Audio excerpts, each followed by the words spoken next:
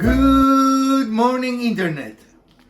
This is Professor DIY, Elpida behind the camera, and Mrs. DIY, the all-around supervisor and helper.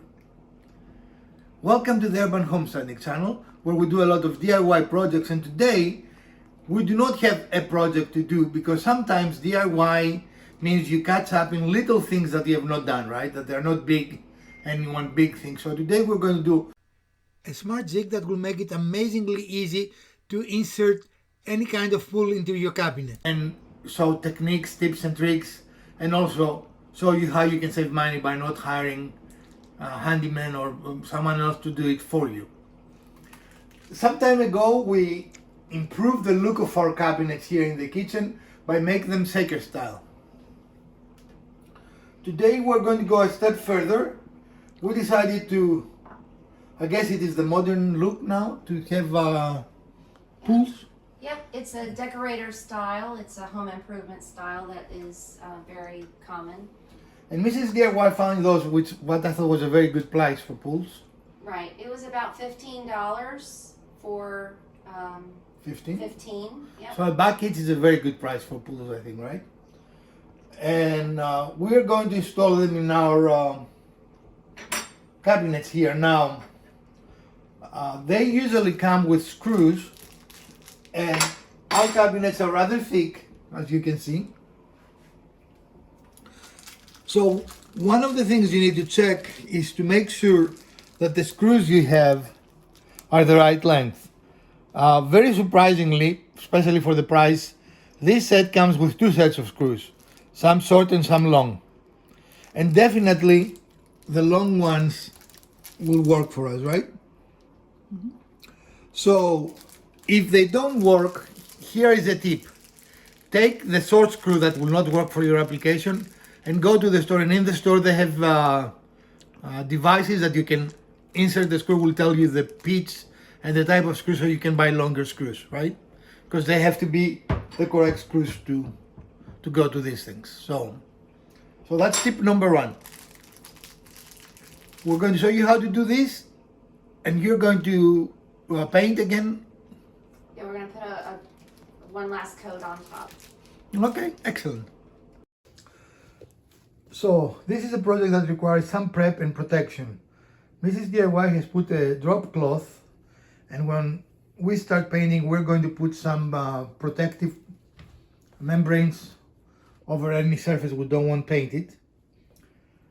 And right now she's using a little caulk to make sure any imperfections like screw holes that show, or imperfection in the corners or whatever, are covered, so when we paint it, it will look nice and crisp. Smart tip, use a small tube to make the application easier. Now, when we improved the look of these cabinets and we decided to paint it white, of course we did paint them, but we decided that the kitchen will look even better with a semi-gloss look versus a flat look, and also it will clean easier and better. It will not really attract as much dirt, where the flat white color tends to attract some dirt and dust, right? Well, at least hangs on to it.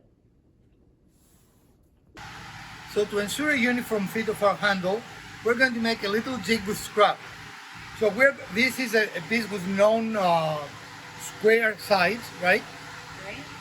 And we're going to put scraps in a way that it will create a corner. Yep. And we're going to do that in both sides, because we're going to have to do, I don't know how to describe that. They're going to be doors on this dimension, on this dimension. Right. We're going to flip the sides. So you need it on both sides.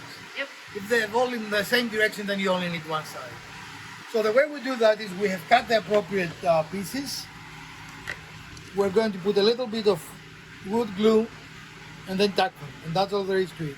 Just make sure that you're on flush with your edge. So this is how your jig should look like.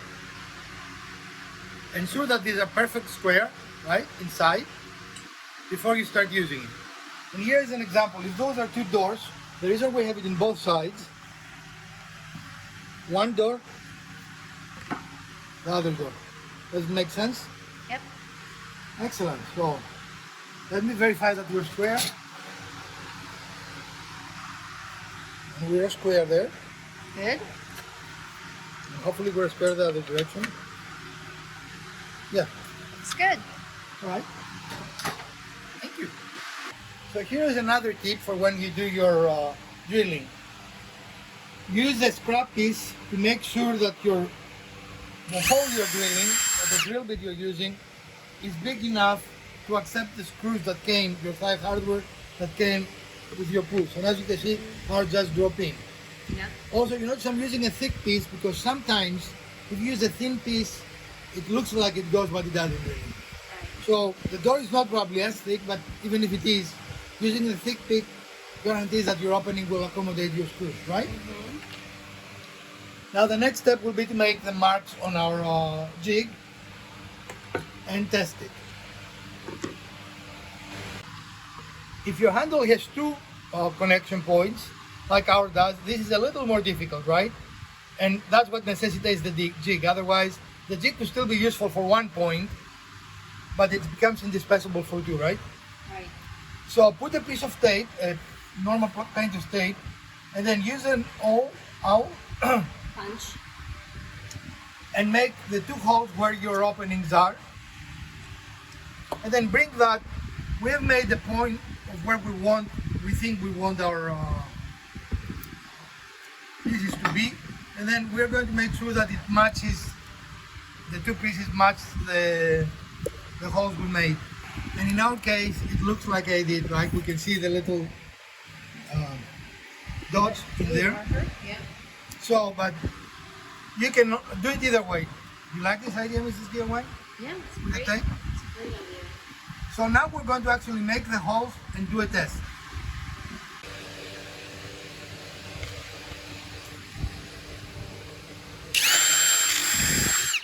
Make your 2 holes.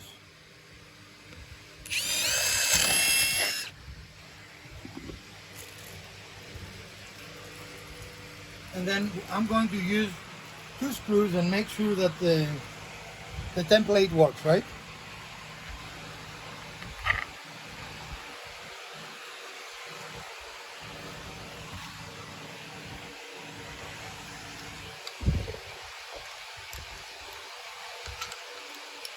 Indeed it does, right? Yay! Okay, excellent.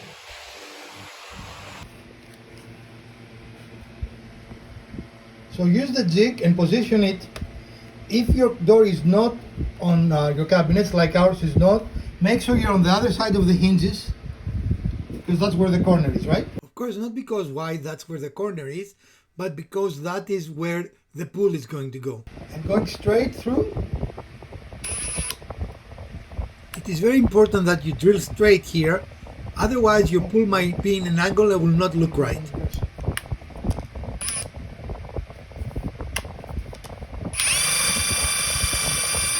All the way through here.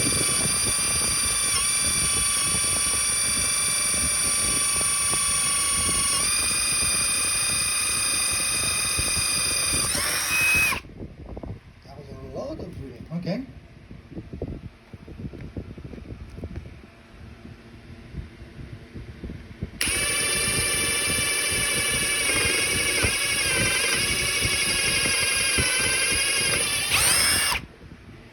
And now remove the jig, and you have your 2 perfect holes. And here is our handle installed. This actually is easier to do it when they're hanging, so you don't have to go from underneath for the screws. But in this case, we have finished painting them, and this was on the sawhorses, so we decided to do it here. You can do it any way is easier for you, either on the sawhorses after you paint, or on the actual cabinets when you're done and you hang them. Well, renovating a kitchen takes a little bit of time, so today that is all we have for you as it relates to upgrading our kitchen even more, from the original very plain flat panels to our first upgrade, which was making them Shaker style, to the current upgrade, which is adding some handles to them. If you enjoyed this episode and you learned something, please give us a thumbs up. If you didn't, give us a thumbs down, or if you didn't press the other button twice, share, like, subscribe. Let us know. Do you like videos like that, and should we make more for you? From Professor DIY, Mrs. DIY, and Elpida, let's renovate something together.